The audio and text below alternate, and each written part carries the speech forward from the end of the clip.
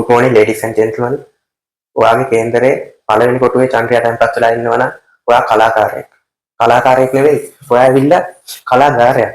ඉතින් කෙනෙක්ගේ කේන්දරේ පළවෙනි කොටුවේ චන්ද්‍රයා තැන්පත් වෙලා ඉන්නවා කියන්නේ කලාවට ගොඩක් ආදරය කරන, කලාවට ගොඩක් දක්ෂ, කලාකාමී මිනිස්සෙක්. ඉතින් මේ කට්ටියට සල්ලි හම්බ කරන්න රස්සා කරන්න ඕනේ නැහැ. කලා කටයුතු වලින් සල්ලි හම්බ කරන්න පුළුවන්. ඔයාලා දන්නවා සින්දු කියලා කෝටිපති වෙච්ච මිනිස්සු ඉන්නවා.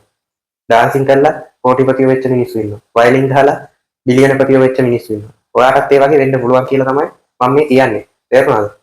මේ ලග්න කොටුවේ චන්ද්‍රයා දැන්පත් වෙලා ඉන්න කට්ටිය කාමයට ගොඩක් ආසයි. කාමුක වස්තු එයාලට નિરાයාසයෙන් ආකර්ෂණය වෙනවා. ඒ වගේම තමයි ලග්න කොටුවේ චන්ද්‍රයා දැන්පත් වෙලා ඉන්න කට්ටිය සමාජයට ගියාට පස්සේ මිනිස්සු નિરાයාසයෙන් මෙයාලා ළඟට ආකර්ෂණය වෙනවා. මේ කාන්දමකට යකඩ කෑලි ආකර්ෂණය වෙලා එනවා වගේ මේ ලග්න කොටුවේ චන්ද්‍රයා තැන්පත් වෙලා ඉන්න කට්ටියගේ ළඟට මිනිස්සු ආකර්ෂණය වෙලා එනවා. ඒ වගේම තමයි මේ ලග්න කොටුවේ චන්ද්‍රයා තැන්පත් වෙලා ඉන්න කට්ටිය නිදහසේ සාමකාමීව ජීවත් වෙන්න කැමති පිරිසක්. ඉතින් මෙයාලට නිදහසේ සාමකාමීව ජීවත් වෙන්න අවශ්‍ය වටපිටාව උපතින්ම හම්බ වෙනවා. ඒක එහෙම සිද්ධ වෙන්නේ මෙයාලගේ ග්‍රහ පිහිටීම නිසා. මෙන්න මේ ග්‍රහ පිහිටීම නිසා තමයි ඒක එහෙම සිද්ධ වෙන්නේ. මේ ලග්න කොටුවේ චන්ද්‍රයා තැන්පත් වෙලා ඉන්න කට්ටිය කොච්චර වයසට ගියත් මෙයාලගේ පෙනුම ළමයෙක් වගේ. ලාමක පෙනුමක් තමයි මෙයාලට තියෙන්නේ.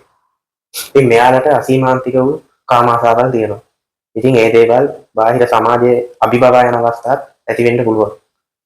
විශේෂයෙන්ම සමාජ සම්මතයට පටහැනි වෙන්න පුළුවන්. ඒක නිසා තමන්ගේ සෙක්සුවල් ලයිෆ් එක සමාජයට ගොඩක් ඕපන් කරන්න යන්න එපා.